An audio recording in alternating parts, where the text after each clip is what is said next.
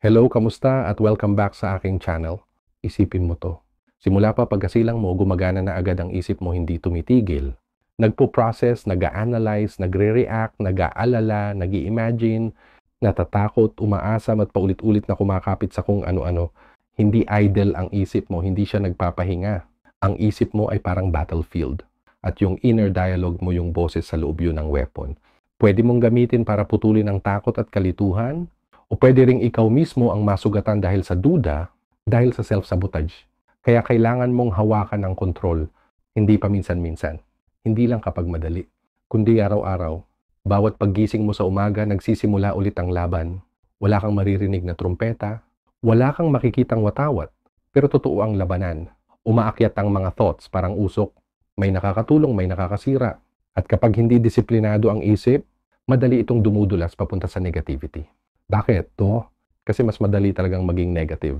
Mas madali magreklamo. Mas madali manisi. Mas madali sumuko. Pero ang positivity, ang lakas ng loob, ang pagpili na maging matatag, yan ang mahirap, yan ang rare. Kasi may hinihingi yun sa'yo. Hindi lang isang beses, kundi palagi. Challenge siya. Struggle siya na worth it harapin. Kailangan ng practice araw-araw. Kailangan ng training na hindi nagpapakita para palakpakan, kundi nagbubuo ng lakas sa katahimikan. At ang consistency sa thoughts, hindi ibig sabihin magpanggap na perfect ka. Ibig sabihin nun, committed ka sa proseso ng mastery, ng awareness, at ng pagiging honest sa sarili mo. Tao lang tayo, nadudulas, nakakalimot, bumabalik sa dating ugali. Minsan isang araw lang tayong naliligaw, minsan buwan ang binibilang. Pero kakaiba ang stoic. Hindi dahil hindi sila nadadapa, kundi dahil alam nila kapag nadapa sila, humihinto sila, nagninilay. Inamin nila, nadulas ako. At doon mismo nagsisimula ang pagbabalik. Yung pagiging honest, yun ang unang hakbang. Kasi ang pag-amin nagbubukas ng daan para maitama. At kapag tinatama mo ng may disiplina at consistency, lumalakas ka. Araw-araw bagong round. Hindi natatapos ang laban sa panalo kahapon. Ang kontrol na nagawa mo kahapon, wala nang halaga na ngayon. Hindi naiipon ang mga panalo. Bawat umaga, reset ang battlefield. Kaya kung nanalo ka kahapon, huwag agad mag-relax. Kasi bukas may panibagong tests, may panibagong laban. Hindi ito quick program. Hindi ito seasonal challenge. Ito ang buhay mo. At ito ang giyerang dapat mong mapanalunan hindi lang isang beses, kundi paulit-ulit. Pero ito ang totoo na bihira sabihin sa'yo. Kung kaya mong panatilihin ang kontrol, hindi perfecto pero tapat at tuloy-tuloy, unti-unting nagbabago ang balanse ng kapangyarihan. Doon ka magsisimulang magmaster ng isip mo, imbis na isip mo ang magmaster sa'yo. Hindi ka lang basta nagre-react, ikaw mismo ang pumipili. Hindi ka lang nagtitiis. Lumalago ka, hindi ka lang kumakapit, tumatayo ka. Yan ang gantimpala ng pagiging mapagbantay. Yan ang ibig sabihin ng hawak mo ang susi ng isip mo. At dito tayo magsisimula. Unang kabanata, ang kaaway hindi nasa labas. Ang isip mo ang dapat makaintindi na ang kaaway, hindi sa labas. Ang totoong laban nasa loob. Sabi ng mga Stoic, mas marami tayong paghihirap na gawa lang ng imagination kaysa sa totoong nangyayari. Si Marcus Aurelius paulit-ulit na nagpapaalala sa sarili niya, may kapangyarihan ka sa isip mo, hindi sa mga bagay sa labas. Kapag na-realize mo to, makakahanap ka ng lakas. Hindi madali tanggapin yon. Kasi pakiramdam natin, ibang tao, sitwasyon o malas ang dahilan kung bakit magulo tayo sa loob. Pero ang Stoic, tinatanggal ang ulap at binabalik ang tingin papasok. Doon sa ilalim ng ingay at distractions, doon nangyayari ang totoong giyera. At hindi komportable ang shift na to. Mas madali kasing manisi ng iba kaysa akuin ang pagkakamali natin. Pero ang accountability may hinihingi. Humility, yung lakas ng loob na tumingin sa salamin at aminin na kaya rin nating magkamali, madaya ang sarili at mag-overreact. Sanay tayo na i-externalize ang pain, maghanap ng kontrabida, ng injustice, ng kamay na nagtulak sa atin pababa. Pero malinaw ang tingin ng Stoic. Ang tunay na kalaban ay yung kasinungalingan na sinasabi natin para takasan ng responsibility. At doon nagiging powerful ang Stoic path. Hindi nito binibigay ang comfort. Ang binibigay nito ay clarity. Hindi ito madaling daan. Ito'y daan na kailangan ng lakas na tinatakbuhan ng iba. Kailangan nito ng kakaibang tapang. Tapang na tumingin ng diretso sa sarili at sabihin, nasa akin na to. At ang tapang na yon hindi kahinaan. Yun ang pundasyon ng transformation. Yun ang batayan ng totoong kalayaan sa loob. Kasi kung kaya kang agawan ng peace ng isang comment, isang rejection o isang bad day, ibig sabihin, hawak pa rin ng mundo ang isip mo. Kung ganun ang peace mo, madaling masira, hindi yan totoong peace, kundi dependency. Kasi kung ang saya mo nakadepende sa approval ng iba, wala kang control sa sarili mong experience. Ibig sabihin, outsource na ang emotions mo. Ang Stoic, ang goal niya ay maging master ng inner life niya, hindi alipin ng opinyon ng mundo. Ang totoong power nagsisimula kapag binawi mo ulit ang isip mo mula sa gulo ng paligid at gulo sa loob mo. Kapag nag-decide ka ng buo ang awareness na walang tao, walang resulta, walang kondisyon, ang may final say sa peace mo, diyan ka palang nakakatapak sa totoong kalayaan. At ang sovereignty na yon, hindi nagsisimula sa dahas, kundi sa attention. Nagsisimula yon kapag sinasala mo na ang bawat emotion, bawat thought gamit ang lens ng reason. Reason ang compass mo. Reason ang shield mo. Reason ang scalpel na naghihiwalay ng totoo sa ingay, ng useful sa ilusyon. Kapag seryoso mong ginagawa to, unti-unti mong hinahatak palabas ang isip mo mula sa pagkaalipin papunta sa freedom. Hindi ito malaking deklarasyon. Tahimik lang, matatag. Isang desisyon na hindi mo nahahayaang kontrolin ng mundo ang inner world mo. Maliit na shift sa labas, pero malaki ang lindol sa loob. Yung desisyon na ikaw mismo ang magiging architect ng isip mo. Ibig sabihin, bagong relasyon sa thoughts mo. Hindi na bulag na pagsunod, kundi active na pagmamasid. Nagiging witness ka ng sarili mong isip. Kailangan mong matutong maging thinker, pero at the same time, observer ng iniisip mo. Mahirap siya, pero yun ang pintong papasok sa wisdom. Kapag hindi natutupad ang expectations mo, tanungin mo rin ang mismong expectations na yon. Saan ba galing? Sa entitlement ba o sa maling pag-intindi? Pansinin kung gaano kabilis ka mainggit kapag nakikita mong umaangat ang iba. Pero itanong mo rin, baka napabayaan mo na yung sarili mong growth. Kasi madalas ang inggit tumuturo lang sa parte ng sarili natin na hindi natin inaalagaan.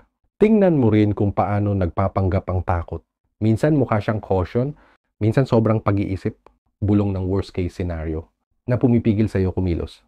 Pero tandaan, hindi ito false. Para lang silang fire alarm. Hindi ibig sabihin na sumuko ka, kundi senyales kung saan ka dapat magbigay pansin. Huwag kang magpadalos-dalos. Huwag tratuhin ng emotions na parang commander. Messenger lang sila. Irespeto mo kung anong ipinapakita nila, pero huwag mong hayaan na sila ang manguna. Tingnan mo sila kung ano talaga sila. Bisita lang, hindi amo. Ikaw ang host at ang host ang nagsiset ng tone. Oo, pwedeng dumating ang bisita ng maingay, dala ang drama at urgency. Pero nasa iyo kung gaano katagal sila titira at gaano kalaki ang impluensya nila sa bahay mo. Pwede kang makinig ng hindi sumusunod. Pwede mong intindihin ng hindi sumusuko. Kasi ang Stoic hindi manhid, pero marunong kumilatis. Kaya practice ng Stoic ang maglagay ng pause bago mag-react. At yung pause na yon, power yon. Doon mismo sa gap na yon, doon na nanalo o natatalo ang laban. Yung pause ang arena. Doon nagtatagpo ang instinct at intention. At sa moment na yon, may choice ka, hahatakin ka ba ng impulse o i-guide ka ng reason. Kaya ang Stoics na sinanay nila ang isip nila na mabuhay sa pause na yon, doon sila pumipili ng malinaw na response. Doon sila kumikilos ng may alignment. At ang pause na yon, hindi kahinaan, precision yon. Ito ang presence. Ikaw mismo ang pumipili ng next move mo, hindi basta nahihila ng lumang habit. Sa bawat pagkakataon na pinapabagal mo ang reaction mo, binabawi mo ang teritoryo mula sa automatic na patterns na kumokontrol sa buhay ng karamihan. Sa tuwing reason ang pinipili mo, hindi emotion, pinapalakas mo ang sarili mo.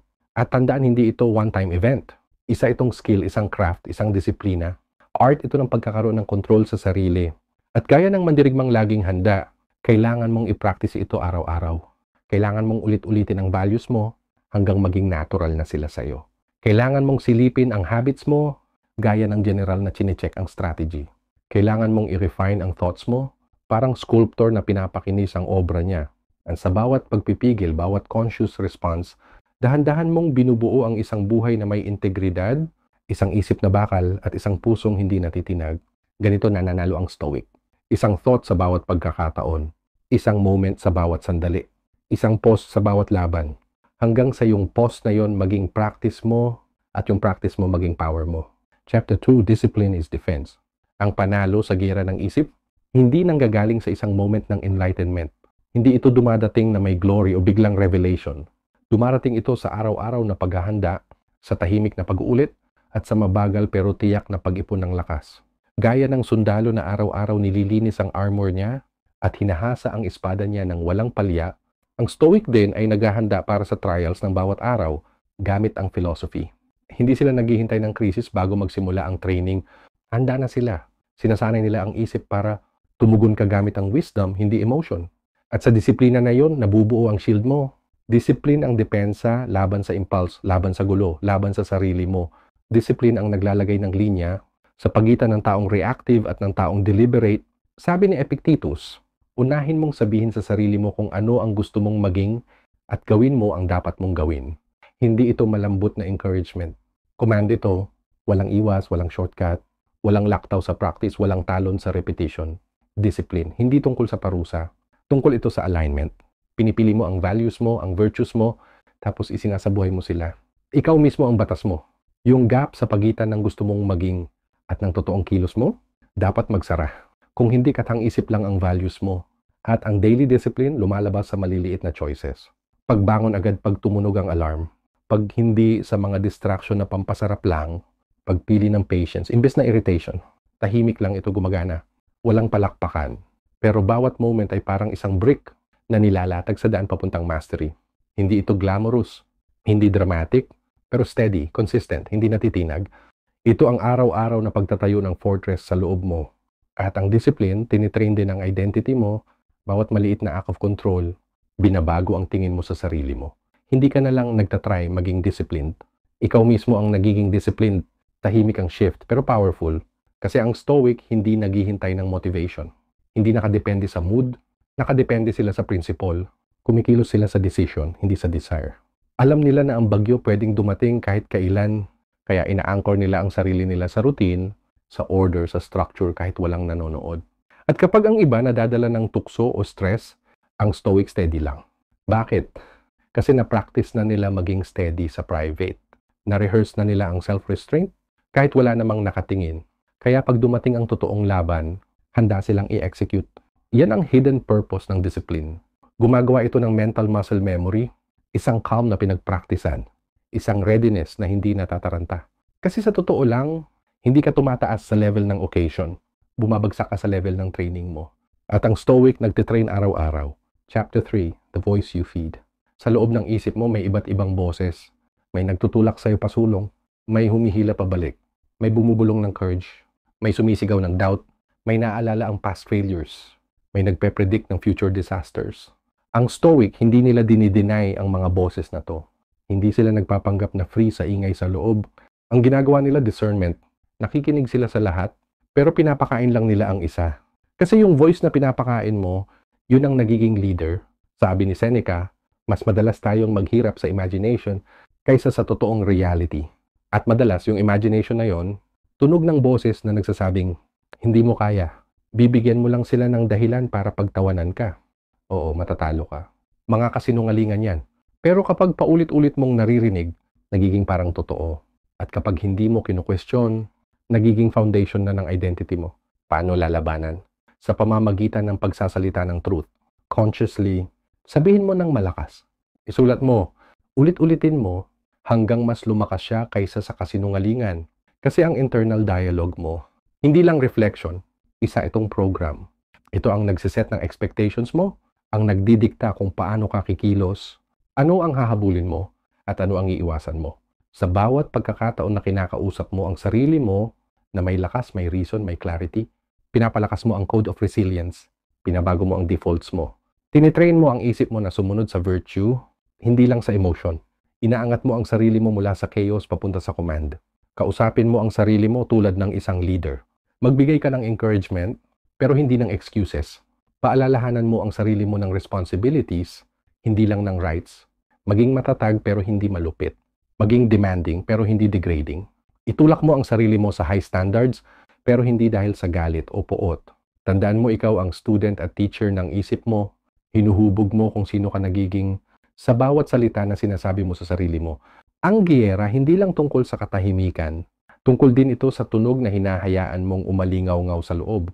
Bawat ulit ng thought, bawat paulit-ulit na phrase, o pinatalas ang weapon mo, o pinapaputol ang talim mo. Ang Stoic tinitrain ang inner voice nila na may purpose. Ginagamit nila ang morning reflections, ang evening evaluations, at ang moments of solitude bilang training ground.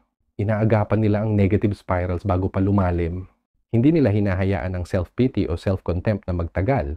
At kapag nagsalita ang takot, kinakalaban nila. Kapag tumataas ang doubt, sumasagot sila ng reason. Ito ang inner strategy. Ganito nakakalamang ang Stoic sa pamamagitan ng pagmaster ng soundscape ng kaluluwa. Chapter 4, The Art of Losing Well. Kahit gaano ka ka-disciplined, kahit gaano ka ka-aware, madadapa ka pa rin. May mga laban ka pa rin matatalo. Pero ang Stoic, hindi naghihintay ng perfection.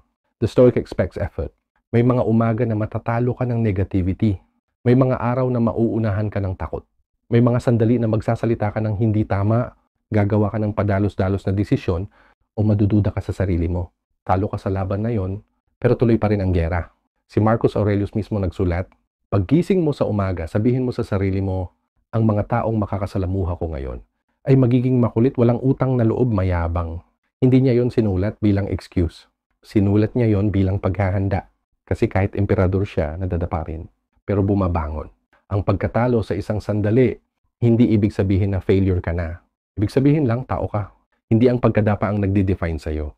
Kung hindi, kung pipiliin mong manatili sa baba o tatayo ka ulit mas matalino, mas matatag, yung mahalaga ay ang response mo. Magpapatuloy ka ba sa self-loathing, pakakainin ng boses ng hiya, at hahayaang humaba ang pagkatalo?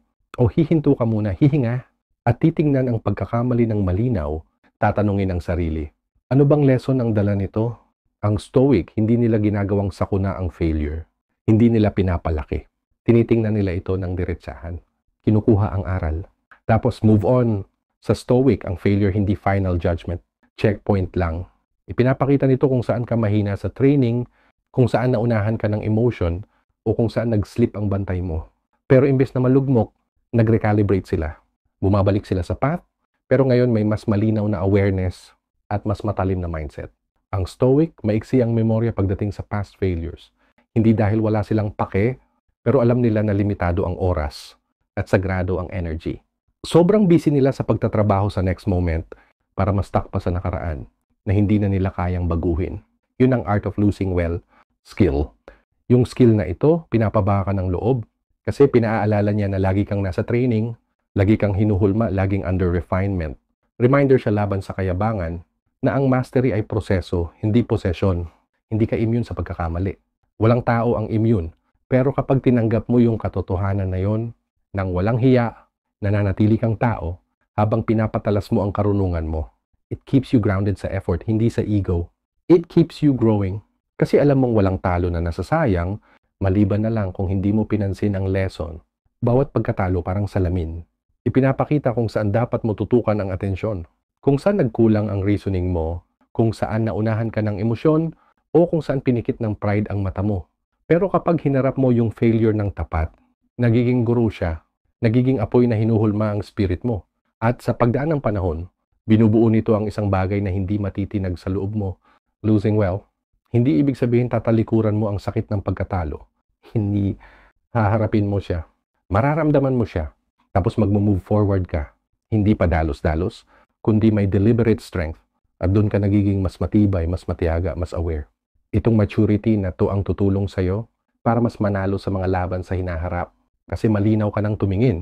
Nakuha mo na ang insight na failure lang ang kayang magturo. Binayaran mo na ang presyo. Ngayon, dala mo na ang reward, perspective. Bawat bangon mo na may mas malinaw na awareness at mas kaunting ego, ginagawa kang mas formidable na warrior. Ang talim ng isip mo, hindi lang hinuhubog ng success, kundi pati ng bawat hiwa, bawat pagkadapa, bawat sugat na hindi mo hinayaang mag-define sa'yo. Hindi mo kailangang manalo sa lahat ng laban. Ang mahalaga manalo ka sa digmaan. Ang tunay na test ay hindi yung instant win. Ang test ay consistency, pagbangon at tibay ng loob. Kailangan mong manatili sa laban.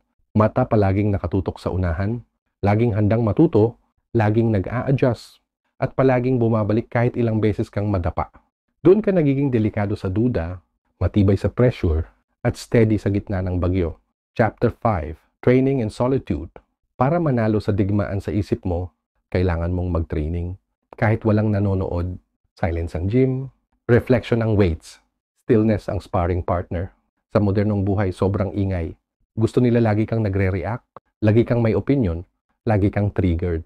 Pero ang Stoic, hinahanap ang katahimikan. Kasi doon sa tahimik, tumutubo ang clarity. Kailangan mong mag-ukit ng oras araw-araw para huminto at maging still. Hindi para ma-entertain, hindi para ma-distract, kundi para maging present. Sabi ni Seneca, withdraw into yourself lalo na kung napipilitan kang nasa crowd. Hindi ibig sabihin maging antisocial. Ibig sabihin maging anchored. Sa solitude, kaharap mo ang raw truth. Doon mo marirealize kung ano ang iniiwasan mo. Unti-unting nawawala ang ingay, nalalaglag ang mga roles, humuhulas ang expectations at illusions, hanggang maiwan kang mag-isa. At doon nagsisimula ang totoong trabaho. Naririnig mo na ang sarili mong isip ng mas malinaw. Nakikita mo na ang patterns na dati mong hindi napapansin. Nakikita mo ang laro ng ego mo. Hindi ito madali. Sa totoo lang, nakaka-uneasy. Kasi mas madali talagang magpa-distract. Kasi distraction ay parang shield laban sa discomfort. At sa mundo ngayon na punong-puno ng entertainment, ingay at obligasyon, sobrang dali lang manatiling comfortably numb. Pero tandaan, discomfort ang pinto papunta sa development. At alam yan ng mga stoic, hindi hinahanap ng stoic ang sakit para lang masaktan. Pero hindi rin nila tinatakbuhan. Kasi sa discomfort, doon lumalabas ang clarity. Doon mo nakikita alin sa mga gusto mo ang totoo at alin ang gawa-gawa lang ng mundo. Doon mo naririnig kung alin ang boses ng takot at alin ang boses ng reason. At pinakamahalaga, doon mo nakikita kung anong parte ng sarili mo ang hindi pa trained. Sanayin mo ang sarili mong umupo sa katahimikan. Hindi lang minsan, hindi lang kapag overwhelmed ka, gawin mong disiplina, gawin mong ritual. Gawin mong pagbalik sa sentro mo. Magtanong ka ng mahihirap na tanong. Hindi lang kung ano ang gusto mo, kundi kung bakit mo siya gusto. Questionin mo ang mga motives mo, mga habits, mga reaksyon. Isulat mo hanggang lumabas lahat ng excuses mo at matunaw sa harap mo. Mag-meditate ka hanggang sa bumigay ang ingay at palitan ng insight. Mag-reflect ka sa actions mo, hindi para magmakaawa sa hiya, kundi para hanapin kung aligned ba talaga. Totoo ba na namumuhay ka ayon sa mga prinsipyo na pinapahalagahan mo? Tugma ba ang mga ginagawa mo sa mga intensyon mo? Nagiging tao ka ba na ikaw mismo ay hahangaan? Ganito pinatalim ng stoic ang isip niya. Hindi siya naghihintay na turuan ng gulo ang buhay. Siya mismo pumapasok sa reflection at doon sinusunog ang dross para maiwan ang wisdom. Solitude ay hindi pagtakas. Ito ay paghahanda. Doon nangyayari ang mga invisible victories at ang mga panalong yon, sila ang nagpapaga ng public battles. Kasi ang digmaan sa isip, hindi lang nangyayari sa stress, nangyayari rin sa stillness. Kung gaano ka lumalakas sa solitude, ganun ka rin nagiging matibay kapag nasa pressure.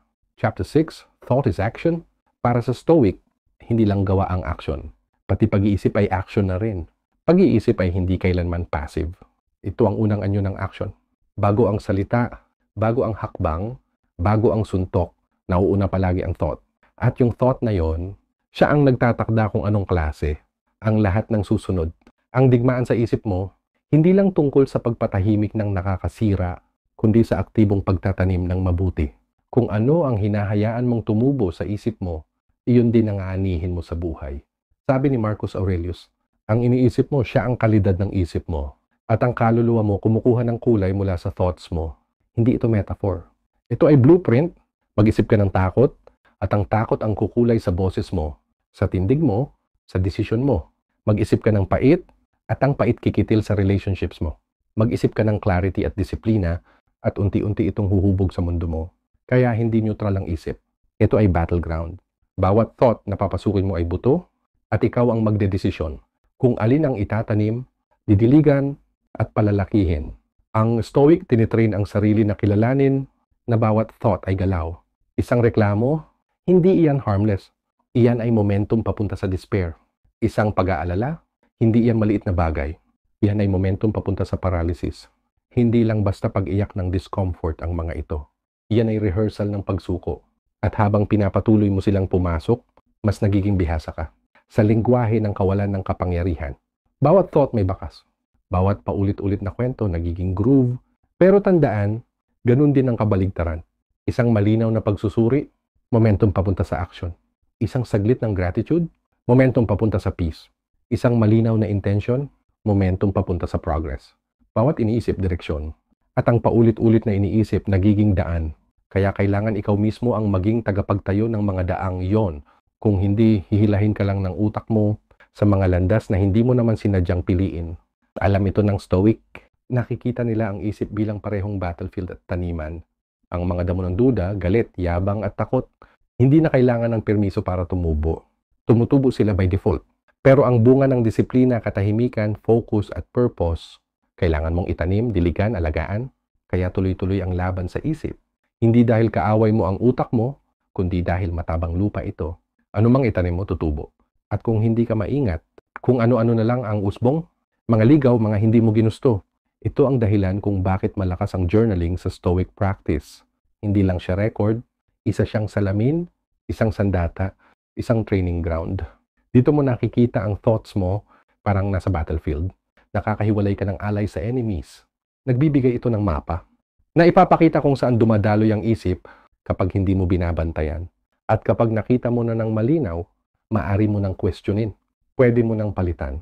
Pwede ka nang pumili ng bagong thoughts na susundan mo, bagong truths na paglilingkuran, bagong values na magiging anchor ng isip mo. Ang journaling ay rehearsal ng intentional thinking. Kapag isinulat mo ang mga kinakatakutan mo, nawawala ang anino nito. Kapag isinulat mo ang mga pinahahalagahan mo, lalo itong lumalalim sa utak mo. Hindi mo na hinahayaan na mag-wield ang isip. Ikaw na ang naglalakad, nagdidirekta, nagga-guide dito. Parang isang disiplinadong estudyante. Ganito nagiging architect ang Stoic ng sarili nilang inner world. Hindi sa pagpigil ng pag-iisip, kundi sa pagbuo nito. Hindi sa pagtanggi ng emosyon, kundi sa pag-aayos nito. Hindi ka lang basta thoughts mo, pero ikaw ang responsable kung anong gagawin mo sa kanila. Hindi mo makokontrol lahat ng pumapasok sa isip mo, pero nasa iyo kung alin ang pananatilihin, alin ang kakausapin, alin ang paulit-ulit mong iisipin, at alin ang palalakihin hanggang magmukhang katotohanan. Para sa Stoic, ang mental training, hindi lang tungkol sa pag-resist ng masama. Tungkol ito sa pagpapatibay ng mabuti, sa pagbibigay boses sa pinakamataas mong values, at direksyon sa pinakamabuti mong instincts. Sinasanay mo ang isip mong mag-isip ayon sa virtue at mula doon kumilos ayon sa virtue. Yan ang totoong panalo. Yan ang paraan para manalo sa laban sa loob. Sa pagpili ng thoughts mo na parang pumipili ka ng kaibigan, ng strategy, o ng armas. Chapter 7, Guard the Gates. Alam ng mga Stoic na parang fortress ang isip, pero kailangan itong bantayan lagi. Hindi lang laban sa malalakas na atake, kundi pati sa dahan-dahang pagkasira. Kasi kadalasan, hindi malakas na puwersa ang sumisira sa isip, kundi yung maliliit na imbitasyon. Yung patak-patak na pumapasok, yung simpleng exposure na inakala mong walang epekto. Isang thought na pinayagan mo, isang value na kinompromiso mo, isang distraction na binigyan mo ng excuse, isang sandali ng katamaran, nagiging habit, isang instinct na binaliwala, nagiging blind spot. At sa pagdaan ng oras, yung disiplina na minsang nagprotekta sa'yo, nagiging butas-butas. Kasi kung anong pinapapasok mo sa gates ng atensyon mo, yun din ang titira sa pagkatao mo. At kung ano ang tumira sa pagkatao mo, eventually siya rin ang magkocontrol sa'yo. Kaya sa Stoicism, hindi sapat ang moments of clarity. Kailangan ng vigilance, bantay sarado, laging gising. Hindi laging halata ang laban. Hindi lang ito tungkol sa kung ano ang nilalabanan mo. Tungkol din ito sa anong hinahayaan mong pumasok, anong ini-scroll mo, anong tinatawanan mo, anong binibigyan mo ng excuse. Akala mo walang epekto.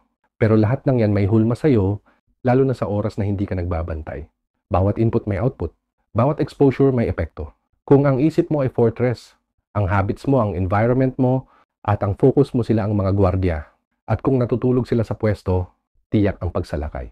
Sabi ni Epictetus, kung may nakapagpaprovoke sa'yo, ibig sabihin, kasama ang isip mo sa provocation. Hindi binasag ng kalaban ang pader, ikaw ang nagbukas ng pinto. Ikaw ang nagbigay ng susi. At kadalasan, hindi malisyosong puwersa ang dapat mong katakutan, kundi yung sarili mong tahimik na pagsang-ayon sa mga impluwensya na unti-unting nagpapahina sa'yo. Hindi laging sumisigaw ang kaaway. Minsan pabulong, paulit-ulit, hanggang bumaba ang standards mo at lumuwag ang bantay mo. Kaya tandaan, ang war sa isip hindi lang nangyayari sa mismong oras ng atake. Nangyayari yan sa bawat desisyon. Kung ano ang binabasa mo, kung ano ang pinapanood mo, kung sino ang pinapakinggan mo, kung ano ang pinapaniwalaan mo, at kung anong inistay mo sa isip mo sa katahimikan. Attention ang pera ng consciousness. At halos buong mundo ngayon, disenyo para madrain yan. Hindi sa dahas, kundi sa addiction. Sa walang tigil na stimulation, sa constant novelty. Sa pagmaniobra ng curiosity mo, ng impulses mo, bawat ping, bawat scroll, bawat algorithm, planado para mabasag ang focus mo, ang phone mo, ang habits mo, ang environment mo. Lahat calibrated para mahulog ka sa bitag. Hindi neutral ang mga bagay na to. Either hinuhulma ka nila papunta sa clarity at focus, o hinihila ka nila papunta sa gulo at kalituhan. At nangyayari yan dahan-dahan, tahimik. Halos hindi mo napapansin. Araw-araw, tinitrain ka. Pwedeng ikaw mismo, guided ng values mo. O pwedeng environment mo ang gumagawa nun ng hindi mo alam. Either ikaw ang nagdidirect ng attention mo, o iba ang gagawa nun para sa'yo. Ang Stoic hindi basta nagiiwan ng bukas na gate. Hindi nila pinapapasok lahat. Bantay nila ang atensyon nila parang kayamanan, kasi alam nila gaano ito kalakas. Pumipili sila. Nagdi-discriminate, aware. Alam nila, bawat impormasyon, bawat usapan, bawat minuto ng idle attention, either nagpapalakas sa fortress nila o nagpapabutas sa pader. Kasi malinaw, kung sino ka nagiging, direkta yan sa kung ano kinokonsumo mo, ano pinapapasok mo, at ano hinahayaan mong magtagal sa isip mo. Attention hindi mura. Ito ang pinaka-valuable na resource mo. Kung attention ay energy, kung saan mo ito binigay, yun ang lalakas sa buhay mo. At kung saan mo ito tinipid, yun ang manghihina. Lumalakas ka hindi lang sa tinatanggihan mo, kundi sa anong sinasadya mong i-focus. Bantayan ng isip, ibig sabihin, madalas at intentional ang pagsabi ng hindi. Ibig sabihin, hinahinto ang pattern bago pa siya maging problema. Ibig sabihin, nakikita mo yung maliliit na paraan kung paano pumapasok ang mediocrity sa habits mo through convenience, conformity, at emotional fatigue, at ikaw mismo ang gumagawa ng distansya. Ibig sabihin, gumagawa ka ng friction sa pagitan mo at ng mga bagay na nagpapalabnaw ng values mo. Ibig sabihin, pinapahina mo ang boses ng chismis, ng outrage, ng vanity, at ng sobra. Ibig sabihin, hindi mo hinahayaan na maliit na bagay maging sentro ng mundo mo. Alam mo na minsan, mas nakakapagpatibay ang katahimikan kesa sa sobrang stimulation. And ang pagiging mag-isa, hindi ibig sabihin lonely ka. Ibig sabihin nagre-restore ka. Kapag pinipili mo ang simplicity, habang ang mundo ay puro distraction, hindi yun pagtakas. Yun ang alignment. Ibig sabihin, binubuo mo ang buhay kung saan yung pinakamataas mong ideals nakikita sa daily routines mo. Bawat ulit, hindi para sa cravings mo, kundi para sa code mo. Bawat lugar na pinapasukan mo, may dahilan kung bakit. At minsan, kailangan mong lumayo sa mga lugar na normal lang ang kahinaan at pumalik sa mga prinsipyo na nagpapalakas ng loob mo. Ang Stoic, hindi sila antisocial, pero mapili sila sa circle nila. Kasi alam nila influence ay contagious. Hindi nila hinahayaan na yung walang disiplina, magulo yung disiplina na pinagpaguran nilang buuin. Hindi sila interesado sa energy, nakalat o nakakapagod lang. Para sa kanila, friendship hindi lang comfort. Friendship ay reinforcement, isang pader ng shared virtue na bumabalot sa isip mo. Ang circle mo dapat nagpapatalas sa'yo, hindi nagpapalambot. Dapat tinatanggal excuses mo, hindi ini-echo. Kasi kung puro mediocrity nasa paligid mo, unti-unti magiging standard mo rin yon. Hindi lang ito tungkol sa kung sino pinapakinggan mo, pero sino ang pinapalapit mo para ma-shape ang patterns mo. At ang pagbabantay ng gates, ibig sabihin may internal filters ka. Hindi lahat ng thought na dumadating, dapat mong tanggapin. Hindi lahat ng cravings, dapat mong sundin. Hindi lahat ng feelings, kailangan mong hukayin. May mga bisitang dapat paalisin agad sa pinto. At may mga hindi na sana naimbitahan sa simula pa lang. Maraming thoughts na parang bulong sa loob ng ulo mo. Pero madalas, hindi sila bago. Echoes lang sila ng mga nakaraang impluensya, mga insecurity na hindi pa naayos, o ingay lang ng kultura. At tandaan mo, dahil lang pumasok sa isip mo, hindi ibig sabihin may karapatan na yun manatili. Kailangan niyang patunayan na karapat-dapat siya, na align siya sa reason, sa virtue, sa kung sino ka dapat maging. Kaya ang Stoic, alerto sila sa mga palatandaan. Yung biglang buhos ng ego, yung kidlat ng comparison, yung init ng defensiveness. At pag umangat yon, hindi sila natataranta. Hindi rin sila nakikipagtalo. Hindi nila pinalalaki. Ang ginagawa nila, ino-observe, nire-reflect, nire-redirect, pinipili. Yan ang inner martial art. Ang pag-shift ng mental energy, palayo sa nakakasira, papunta sa kapakipakinabang.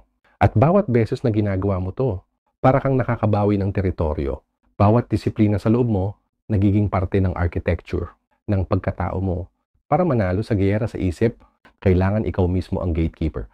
Laging aware kung ano pumapasok, laging inaayos kung ano ang nananatili.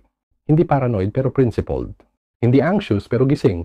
Ikaw ang magtatakda kung ano ang karapat-dapat sa attention mo. Ikaw ang magbabantay ng oras mo, ng thoughts mo, gaya ng general na nagbabantay, ng strategic outpost. Kasi kung ano ang pinoprotektahan mo ngayon, yun din ang magiging ikaw bukas. At kung ano ang hinayaan mong pumasok sa oras ng pagod o kahinaan, iyon ang tutubo ng ugat sa loob mo. Kaya pag kumatok ang distractions, hindi mo sila sasalubungin ng takot o galit, kundi ng kalmadong authority ng isang tao na alam na sagrado ang inner world niya. Ganyan nagbabantay ang Stoic.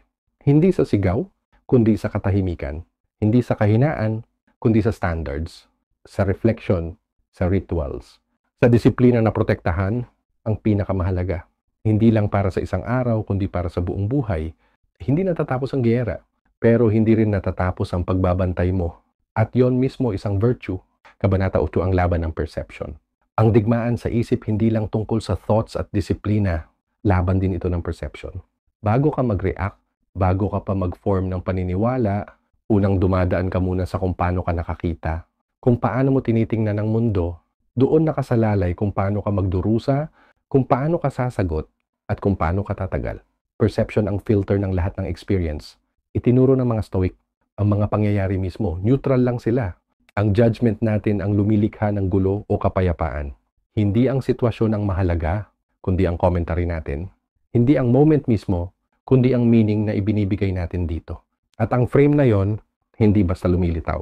Hinuhulma siya araw-araw. Sa bawat desisyon, sa bawat pagpili. Marcus Aurelius paulit-ulit niyang pinaalala sa sarili, piliin mong hindi masaktan at hindi ka masasaktan. Huwag mong damhin na nasaktan ka at hindi ka nga nasaktan. Ito ay hindi denial. Hindi pagtakas sa realidad, ito ay command sa perception. Ito ang pagtanggi na ipamigay ang kapayapaan mo. Ito ang pasya na huwag isuko ang emosyon mo sa pabago-bagong alon ng mundo. Ito ang hindi pagpapahintulot, na ang circumstances ang magdikta ng karakter mo. Ang Stoic tinatanggap ang nangyayari, pero sila ang nagdedesisyon kung ano ang ibig sabihin nito. Oo, pwedeng magdala ng chaos ang external world, pero hindi siya makakapagdala ng defeat, maliban na lang kung pumayag ang isip mo. At yung pagpapaubaya na yon, responsibilidad mo. Perception ay hindi pagbaliwala sa realidad. Ito ay pagbibigay kahulugan sa realidad gamit ang lente ng wisdom at purpose. Ang Stoic marunong tumingin sa setback at piliin na makakita ng kaayusan, hindi kaguluhan. Sa hirap, tinatanong niya ang sarili, anong lakas ang tinatawag mula sa akin ngayon? Sanay silang magtanong, ano ba ang nasa kontrol ko? Ano ang hinihingi ng sandaling ito?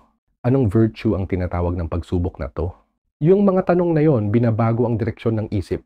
Tinataas ka mula sa pagiging biktima tungo sa pagiging may hawak ng sitwasyon. Pinipigil ang spiral, papalitan ang panic ng poise. Hindi nito tinatanggal ang sakit, pero binibigyan ka nito ng mas malalim na dahilan kung bakit ka nagdurusa. Yung pain, hindi na parang parusa, nagiging practice. Para sa Stoic, ang suffering hindi isang bagay na dapat takbuhan. Ito ay tinitingnan, iniintindi, at hinaharap na may tapang, hindi reklamo.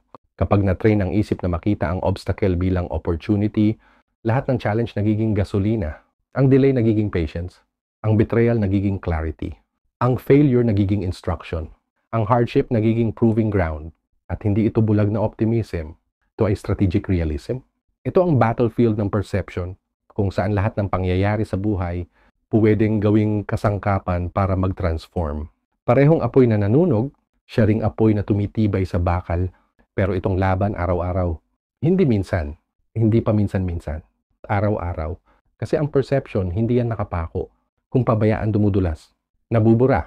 At ang mundo, hindi katutulungan dito. Hindi siya ginawa para magbigay ng clarity. Thrives siya sa ingay, drama, galit, distraction. Tinutulak kanyang mag-overthink, mag-exaggerate, mag-catastrophize. Ang mundo, susubukan kang takutin. Palalakihin ang sugat mo. Gagawin kang biktima kahit simpleng abala lang. Parang lahat ng nangyayari, personal na atake. Kung hindi ka mag-iingat, yung perception mo magiging lente ng distortion. Hindi discernment, pero ang Stoic nananatili sa simple. Hindi sila nagpapadala sa tukso, na gawing malaki ang maliit, gawing injustice ang discomfort, o hayaang sirain ng isang pangit na sandali ang buong araw. Inaalis nila ang ingay. Tinatanggal ang dagdag na kwento. Pinapahinga ang emosyon na hindi kailangan. Hindi nila tinatanong, bakit nangyayari ito sa akin? Ang tanong nila, ano ang pwede kong gawin dito? Bumabalik sila sa facts. Hinuhugot ang sarili sa realidad. Tinanong nila, ano ang nangyari? Hindi, anong ibig sabihin nito sa akin? O, ano kaya isipin ng tao? Kasi kapag perception ay tinakpan ng ego, nagiging reactive ka. Pero kung perception ay nakaugat sa katotohanan, nagiging kalmado ka. Nagiging deliberate ang galaw mo. At yung clarity, sandata yan. Yung calm vision, power yan. Hindi ibig sabihin na wala kang nararamdaman. Ibig sabihin lang, hindi ka nililigaw ng feelings mo. Kasi kapag malinaw ang tingin, matalino ang galaw. At ang matalinong galaw, siya ang nagpe-preserve ng peace. Sa mastery ng perception, panalo ang stoic nang hindi kailangan makipaglaban. Panalo sila hindi dahil tinalo nila ang mundo, kundi dahil hindi sila nagpatalo dito. Ang totoong battlefield nasa loob. At ang kalaban, hindi yung event mismo, kundi yung meaning na idinikit mo sa event na yon. Kaya ang stoic, pinapatay ang laban bago pa magsimula. Hindi sila nagpapasok ng emosyonal na spiral, maling assumption, o drama ng ego. Hinaharang nila ang kwento bago pa ito maging paghihirap. Pinalitan nila ang instinct ng intention. Binabago nila ang perspective bago pa sila lamunin nito. Sabi nila, teka, ano ba talaga ang nandito? Hindi yung pinapakita ng takot ko. At seryoso sila roon. Parang tinatanggal nila ang ilusyon mula sa perception, gaya ng pagtanggal ng armor sa natalong kalaban. Pinaaalala nila sa sarili na lahat ng nasa labas, raw material lang. At isip nila ang nagbibigay ng hugis. Ang buhay walang dalang inherent meaning. Events lang, moments lang, facts lang. Papuri man o insulto, tagumpay man o palpak, ginawa man o kaguluhan. Lahat yan walang ibig sabihin hanggat hindi mo binibigyan ng kahulugan. Hindi ang sitwasyon ang mahalaga, kundi ang kwento na ginagawa mo tungkol dito. Hindi ang stimulus, kundi ang structure na inilalagay mo. Events ang nagbibigay ng pagkakataon, pero philosophy mo ang nagbibigay ng meaning. At kung matibay ang philosophy mo, nakaugat sa virtue at sinubok ng adversity, hindi ka matitinag, hindi ka manginginig sa criticism, hindi ka rin lilipad sa papuri, hindi ka maiengganyo ng luxury o madudurog ng pain. Haharapin mo lahat ng kondisyon na may parehong kalmadong authority. At tandaan, hindi ito indifference, hindi ito kawalan ng damdamin, hindi ito pagiging manhid o pagiging patay sa buhay. Ito ay self-command, disiplina ng perspective, kalinawan na gumagalaw, tahimik na pag-angal kontra sa bagyong nasa labas ng isip mo. Ikaw ang kalmadong mata sa gitna ng bagyo. Ikaw ang katahimikan sa gitna ng kaguluhan. Ito ang inner sovereignty. Yung kakayahang tumayo ng matatag kahit may unos at sabihing, ito rin haharapin ko ng malinaw at hindi lang malinaw, kundi may dignidad. Kasi kung paano mo dinadala ang sarili mo sa gitna ng hirap, kasing halaga yon ng paraan kung paano mo ito nalalampasan. So ito ang pagtangging maging puppet ng emosyon, biktima ng kwento, o alipin ng sariling interpretasyon. Ito ay deklarasyon ng inner independence. Alam ng Stoic na ang tunay na laban. Ito ay hindi tungkol sa nangyari, kundi kung paano ito pinoproseso. Hindi nila isinusuko ang kapangyarihan sa pamamagitan ng pagbabaliwala sa malinaw na paningin. Hindi nila hinahayaan na malabo ang lente ng isip dahil sa gulo o takot. Mananatili silang nakaugat, matatag, soberano. Pero hindi lang sila umaasa sa tibay. Pinapanday nila ito araw-araw sa pagre-reflect, sa pagsusulat, sa pagtatanong, sa katahimikan, sa tapat na pagsusuri sa sarili. Naghahanda sila bago pa dumating ang bagyo, kaya kapag humangin, nakapirmi na sila. Tinitingnan nila ang assumptions nila, kinakalkal ang biases, at nagtatanong, totoo bang nakakasama ito o discomfort lang? Nililinis nila ang bintana ng perception, inaalis ang projection at paranoia. Pinuputol ang ilusyon gamit ang tabak ng discernment. At sa kalinawang iyon, na pinaghirapan hindi basta binigay, pinipili nila ang lakas paulit-ulit. Hindi dahil madali, hindi dahil immune sila sa sakit, kundi dahil tinuruan nila ang isip na tumagos sa hirap, lumampas sa pain, magtiis ng hindi nagiging mapait, at magmahal ng malalim, nang hindi nilalamon ng bigat. Makakita ng mahalaga gamit ang mata ng isang warrior, hindi ng isang warrior. Isang mandirigma ng kaisipan, mandirigma ng pananaw, mandirigma ng kapayapaan. Kabanata Siyam, ang lakas ng paulit-ulit. Hindi hinahabol ng Stoic ang perpeksyon sa isang araw. Hinahabol nila ang consistency sa maraming araw. Sa digmaan ng isipan, repetition ang tunay na power. At ang habits, yun ang armor na dala mo sa laban. Practice ang sandata mo. At ang disiplina araw-araw, yun ang daan na humuhubog sa lahat. Yung pinakamalalim na pagbabago. Sa pananaw, sa ugali, sa pagkatao. Hindi galing sa isang malaking effort. Galing yon sa maliliit na hakbang na inuulit ng may layunin. Sabi ni Epictetus, ang hirap ang nagpapakita kung sino ka, pero ang paulit-ulit mong ginagawa, yun ang nagtatakda kung sino ka magiging. Sa oras ng katahimikan, nag-eensayo ang Stoic. Sa oras ng kaguluhan, umaasa sila sa kanilang pinractice. Lakas, composure, kalinawan. Hindi yan bigla na lang dumadating. Bunga yan ng araw-araw na trabaho. Repetition ang nagko-condition sa isip para mag-respond ng maayos, hindi mag-panic. Para pumili ng resolve, hindi ng confusion. Ang isip na a-adapt sa madalas nitong inuulit. Kung lagi mong iniisip talo ka, magiging talunan ka. Kung pinapractice mo disiplina sa choices mo, magiging matatag ka.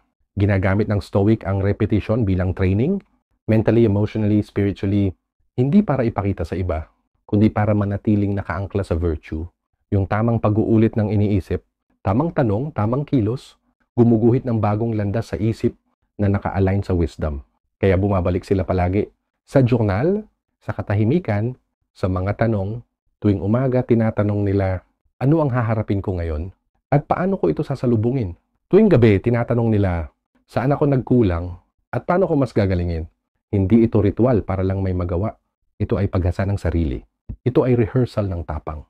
Ang repetition, hindi nagpapabawas sa Stoic. Mas lalo silang pinapatalim. Para manalo sa giyera sa isip mo, kailangan mong matutunan ang sining ng pagbabalik. Bumabalik ka.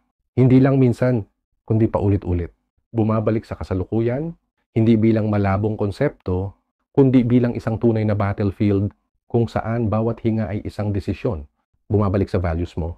Hindi bilang abstract na ideals, kundi bilang mga anchor na humahawak sa kaluluwa mo kapag lahat sa paligid ay gumuguho. Bumabalik sa tamang isip at kilos na naglilingkod sa pinakamataas na bersyon mo. Hindi pa minsan-minsan, kundi tuloy-tuloy. Kahit mahirap, lalo na kapag mahirap. Ang pagbabalik na ito hindi pag-urong. Ito ay disiplina. Araw-araw na paglalakbay, pabalik sa kalinawan. Repetition, hindi kahinaan. Ito ang nakatagong lakas ng matatag. Ito ang guhit na paulit-ulit na nagiiwan ng tatak ng tibay sa isip. Kung paano ang mandirigma ay araw-araw hinahasa ang espada, ganun din ang Stoic, hinahasa ang pananaw, ang intensyon, ang pagkatao. Araw-araw, taon-taon, paulit-ulit. Ito ang rhythm ng transformation. Maliit na choices layered over time. Mga tahimik na panalo na unti-unting binabago kung sino ka. Isang hinga, isang isip, isang desisyon, isang aksyon, isang pagwawasto matapos madapa, isang pagbabalik matapos madistract, isang panibagong commitment matapos mapagod. At ang rhythm na to nagiging awit mo, awit ng persistence, awit ng muling pagbangon, awit ng pagbuo ng mental muscle sa paulit-ulit na practice ng virtue. Dito nakikita ng Stoic ang tunay na lakas. Hindi sa novelty, kundi sa mastery. Tiwala sila sa proseso. Tanggap nila ang mabagal na apoy. Alam nila, ang greatness ay hindi isang sandali. Ito ay pattern. Isang lifelong cadence ng pagpili sa tama, ulit at ulit at ulit. At doon panalo ang laban. Tahimik, matatag. Isang hinga, isang isip, isang araw sa bawat pagkakataon. Kabanata 10, Endure and Transcend. Alam ng bawat Stoic, may mga laban na hindi para iwasan, kundi para tiisin at lampasan. Ang digmaan sa isip mo, hindi lang tungkol sa lakas o kalinawan, tungkol din ito sa pasensya. Dahil may mga bagyo sa buhay na hindi mo kayang pigilan, ang kaya mo lang ay tiisin. May mga sakit na hindi mo basta maalis. Dala mo lang siya. May mga tanong na walang sagot ngayon. Pero ang kaya mo ay magtagal, lampasan yung uncertainty. Sa ganitong mga panahon, ang tanong ay hindi, paano ko ayusin to? Kundi, paano ako mananatiling matatag kahit nandito ako sa gitna nito? Sabi ni Seneca, madalas mas malaki pa ang paghihirap natin sa imahinasyon kaysa sa totoong buhay. Pero may mga oras din talaga na masakit ang realidad. May mga araw na sinusubok ka ng buhay, hindi sa bulong, kundi sa dagundong. At dito, hindi nangako ang stoicism ng pagtakas. Ang alok niya ay endurance. Tinuturuan ka nitong panindigan ang linya, tumanggap ng tama, at manatiling nakatayo. Lumiko pero hindi mabali. Dahil may mga panalo na hindi galing sa pagsugod, kundi sa hindi pagbitiw. Ang endurance ay isang virtue. Ito ang disiplina na manatiling steady kahit gusto na ng buong pagkatao mong tumakbo. Ito ang invisible armor na humahawak sa iyo ng tuwid kahit humahampas ang hangin ng emosyon sa utak mo. Ito ang kakayahan na manatiling nakaugat kahit sinusubukan ng kaguluhan na bunutin ang kapayapaan mo.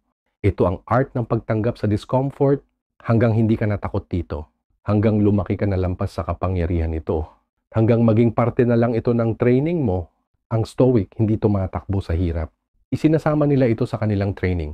Alam nila kung ano ang mabigat ngayon, yun ang magiging lakas bukas. Hinahayaan nila ang sakit na maghasa sa kanila hindi para durugin sila. Hindi sila naghahanap ng comfort. Hinahanap nila ang capacity. Hindi sila humihingi ng madali. Hinihingi nila ay lakas. Alam nila ang hirap ay hindi shortcut palabas. Ito mismo ang daan. Bawat pasakit, pagkakataon na mag-ugat, mas malalim pa sa kaya ng hangin na yanigin. Bawat sugat, paraan para tumibay, hindi lang panandali ang kumpiyansa, kundi karakter na panghabang buhay. Ang pagtitiis, hindi ibig sabihin na manhid ka. Hindi ito pagtulak ng emosyon sa ilalim. Hindi rin ito pagtanggi. Ito ay pamumuno. Ramdam mo lahat, dugo kong dugo, hapti kong hapti. Pero hindi ka alipin ng nararamdaman mo. Kaya mong umupo sa sakit nang hindi hinahayaang baguhin ang kwento mo. Kaya mong tanggapin ang realidad nang hindi ka nagiging mapait. Nakikita mo ang dilim, pero hindi nito nalulon ang liwanag mo. Ang endurance, hindi ito pasibo. Ito ay pagkilos. Ito ay pagbabantay. Ito ay araw-araw na commitment. Isang usapan mo sa sarili mo na nagsasabing, masakit, oo, pero nananatili ako. Isang bulong sa kaluluwa, hindi ako babagsak dito. Hindi ako magpapatinag. Lalagpasan ko to at babangon ako. Minsan bulong lang. Minsan yun lang ang natitira. Pero sapat na yung bulong kung paulit-ulit mo siyang pinipili. Dahil yung bulong nagiging mantra at yung mantra nagiging willpower. Para manalo sa digmaan sa isip mo, hindi lang dapat marunong kang lumaban, dapat marunong ka ring magtiis. May mga araw na susulong ka. May mga araw na makakaligtas ka lang. May mga araw na gumagapang ka. May mga araw na luluhod ka. Pero kahit nakaluhod, ang stoic hindi humihinto dahil ang katahimikan ay hindi pagsuko. Dahil ang hindi pagkilos, hindi ibig sabihin walang progreso. Dahil ang paglaban kahit sa loob lang ay isa pa ring panalo. At araw-araw lumalago ka. Araw-araw humahasa ka. Araw-araw nagiging higit ka kesa sa dati mong sarili. Dahil ang taong marunong magtiis, nang may dignidad, nang may tiwala sa proseso, nang may paninindigan sa prinsipyo, hindi lang basta nabubuhay. Umaangat siya, lumalagpas siya, hindi lang siya dumaraan sa bagyo, mas lalo siyang tumitibay dahil dito. Natuklasan niya ang hugis ng kanyang lakas, ang lalim ng kanyang tibay, ang katotohanan ng kanyang values. Ito ang totoong kapangyarihan ng endurance. Hindi lang ito tungkol sa paghinga pa, tungkol ito sa pananatiling aligned sa values mo, sa virtue mo, sa vision mo, sa future self na hinuhulma ng bawat laban na hindi ka bumitaw. At yun ang totoong tagumpay. Hindi sa kabila ng bagyo, kundi dahil sa bagyo,